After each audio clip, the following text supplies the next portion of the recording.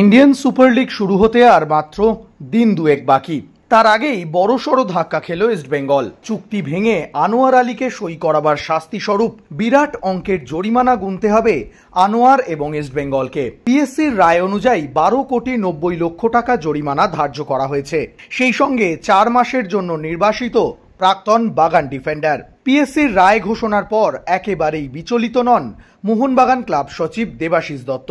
বরং তিনি বললেন, আমরা প্রথম থেকেই জানতাম আনোয়ার আলীর ব্যাপারে সিদ্ধান্ত আমাদের পক্ষেই যাবে এবং শেষ পর্যন্ত সেটাই হলো। মোহনবাগান ক্লাব কোনো অন্যায় করেনি, তবে ইস্টবেঙ্গলের এই চুক্তি ভঙ্গের কারণে আনোয়ার আলীর কেরিয়ার ক্ষতিগ্রস্ত হলো বলেই মনে করছেন তিনি।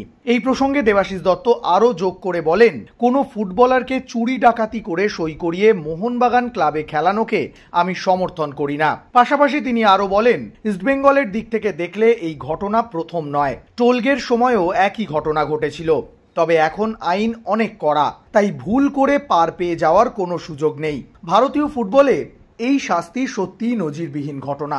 এমন ঘটনা ভারতীয় ফুটবলে অন্যান্য ক্লাবগুলির কাছেও দৃষ্টান্ত হয়ে থাকলো। মোহনবাগান ক্লাব সচিব সিদ্ধান্ত নিয়েছেন, আসন্ন কার্যকরী সমিতির বৈঠকে তিনি রঞ্জিত বাজাজকে মোহনবাগান ক্লাবের পক্ষ থেকে বয়কট করার আবেদন জানাবেন।